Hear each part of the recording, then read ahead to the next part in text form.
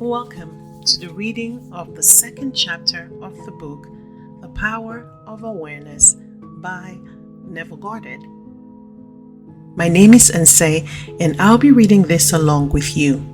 So go ahead, grab yourself a cup of tea, coffee, water, get comfortable, and let's just dive right in.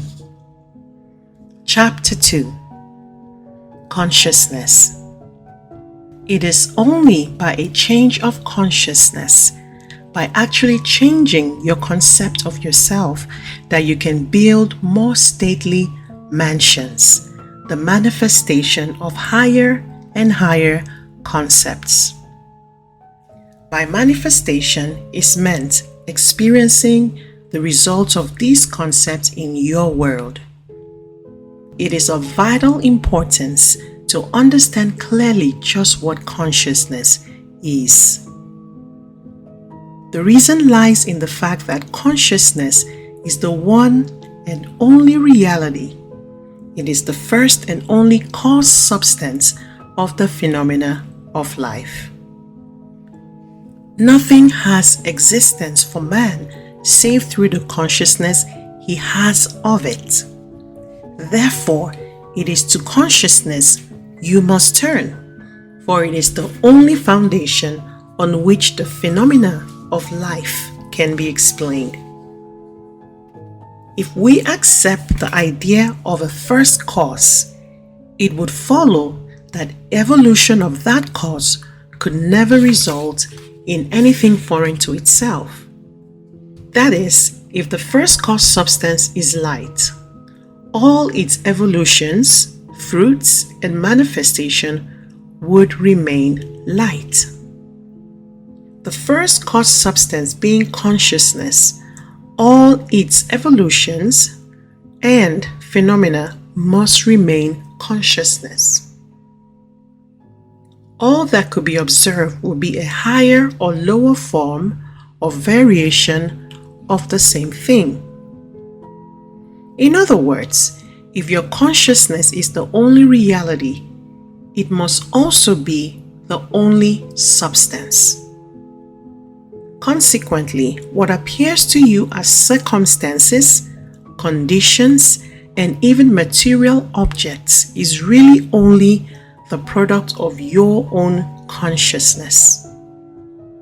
Nature, then, as a thing or complex of things external to your mind, must be rejected. You and your environment cannot be regarded as existing separately. You and your world are one. Therefore, you must turn from the objective appearance of things to the subjective center of all things, your consciousness. If you truly desire to know the cause of the phenomena of life and how to use this knowledge to realize your fondest dreams, in the midst of the apparent contradictions, antagonisms, and contrast of your life, there is only one principle at work, only your consciousness operating. Difference does not consist in variety of substance, but in variety of the arrangement of the same cause substance, your consciousness. The world moves with motiveless necessity. By this is meant that it has no motive of its own, but is under the necessity of manifesting your concept, the arrangement of your mind.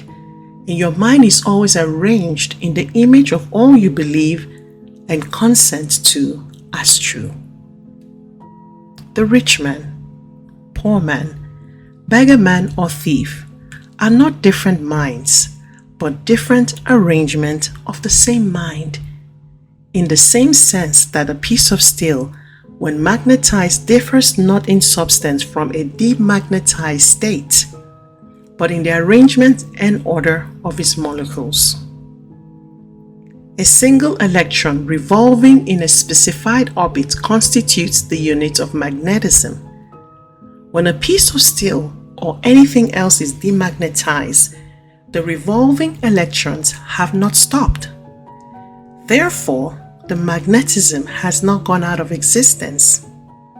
There is only a rearrangement of the particles so that they produce no outside or perceptible effect. When particles are arranged at random, mixed up in all directions, the substance is said to be demagnetized. But when particles are marshaled in ranks so that a number of them face in one direction, the substance is a magnet. Magnetism is not generated, it is displayed. Health, wealth, beauty, and genius are not created. They are only manifested by the arrangement of your mind, that is, by your concept of yourself, and your concept of yourself is all that you accept and consent to as true. What you consent to can only be discovered by an uncritical observation of the reactions to life, of your reactions to life. Your reactions reveal where you live psychologically, and where you live psychologically determines how you live here in the outer visible world. The importance of this in your daily life should be immediately apparent. The basic nature of the primal cause is consciousness. Therefore, the ultimate substance of all things is consciousness. Now, this brings us to the end of the reading of the second chapter of the book, The Power of Awareness by Neville Goddard. I always want to know what resonated with you, what stood out for you as you listened to the reading of this chapter. Let me know in the comments below, and also let me know where you're chiming in, where you're listening in, where you're watching us from. And if you haven't already, go ahead and click the like button, subscribe to this channel, and share this content with anyone who you know is still looking to upgrade, up-level, and improve their lives. Till we see again, it is goodbye and God bless.